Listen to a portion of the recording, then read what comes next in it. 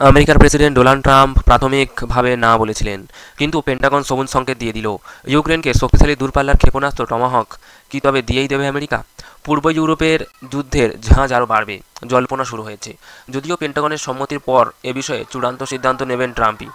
তিনি রাজনৈতিকভাবে পর্যালোচনা করে ঠিক করবেন আদেও ইউক্রেনের হাতে টমাহক তুলে দেওয়ার সময় এসেছে কিনা। নমস্কার, বি পয়েন্ট ইউটিউব চ্যানেলের সমস্ত দর্শক বন্ধুদের স্বাগতম জানাই। আজকের আমরা আলোচনা করতে চলেছি 1500 কিমি দূরে গিয়ে হামলায় সক্ষম টমাহক ক্ষেপণাস্ত্র পাচ্ছেন ইউক্রেন কিনা। এই সম্বন্ধে বিস্তারিত তথ্য আমাদের সঙ্গে আলোচনা করব। ভিডিওটি লাস্ট পর্যন্ত দেখতে থাকুন এবং চ্যানেলে নতুন হলে চ্যানেলটিকে সাবস্ক্রাইব করে রাখুন।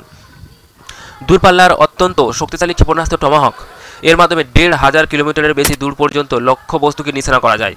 এই অস্ত্র আমেরিকার হাতে রয়েছে। দীর্ঘদিন ধরে ইউক্রেনের প্রেসিডেন্ট ভ্লাদিমির জেলেনস্কি টমাহক ক্ষেপণাস্ত্র চেয়ে ট্রাম্পের কাছে দরবার করে আসছেন। কিছুদিন আগে জেলেনস্কিকে ট্রাম্প একরকম সাফ জানিয়ে দিয়েছিলেন এই মুহূর্তে তাঁদের টমাহক দেওয়ার কোনো ভাবনা নেই আমেরিকার। তবে তার কয়েকদিন পরেই পেন্টাগনের সম্মতি এলো। আমেরিকার সংবাদ মাধ্যমের দাবি, টমাহক ইউক্রেনকে দেওয়া হলে বা তারা তা ব্যবহার করলে আমেরিকার কোনো ক্ষয়ক্ষতির সম্ভাবনা নেই, এমনটাই জানানো হয়েছে পেন্টাগনের তরফে। অর্থাৎ অর্থনৈতিক সামরিক দিক বিবেচনা করে তাদের এতেই আপত্তি নেই। কিন্তু ইউক্রেন টমাহক ক্ষেপণাস্ত্র পেলে রাজনৈতিকভাবে তার কী প্রভাব পড়তে পারে তা গোটা বিশ্বে তা বিবেচনা করবেন মার্কিন প্রেসিডেন্ট স্বয়ং। পেন্টাগনের সম্মতির পর এখন শুধু ট্রাম্পের সম্মতি পেলেই ইউক্রেন বহুকাঙ্ক্ষিত অস্ত্র আদায় করতে পারবে। ট্রাম্প কী বলবেন এখনও স্পষ্ট নয়। চলতি মাসের শুরুতেই জেলেনস্কির সঙ্গে ট্রাম্পের মধ্যাহ্নভোজনে টমাহক প্রসঙ্গ উঠেছিল।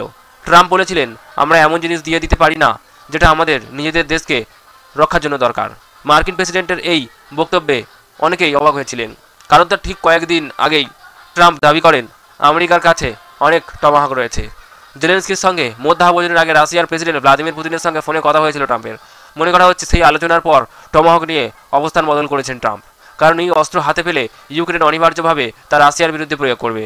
রাশিয়ার ভূখণ্ডের তেলের খনি ট্যাঙ্কারগুলিতে টমাহকের মাধ্যমে নিশানা করতে সুবিধা হবে জেলেনস্কিদের। পেন্টাগনের সিদ্ধান্তের পর এবং ট্রাম্প কী করেন সেদিকে চোখ রাখবো আপনারা। এই ব্যাপারটা শুনে আপনাদের কী মনে হলো অবশ্যই কমেন্টে জানাতে ভুলবেন না। আদেও কি ইউক্রেনকে কি এই টমাহক দেওয়া উচিত কি উচিত না, বা ইউক্রেন কি সত্যিই রাশিয়ার উপরে কি এই টমাহক চালাবে? তো এই সমস্ত কমেন্ট আপনারা করবেন। ভিডিওটি ভালো লাগে থাকলে একটি লাইক করবেন, সাবস্ক্রাইব করবেন। দেখা হবে নতুন কোনো একটি ভিডিওতে। ধন্যবাদ।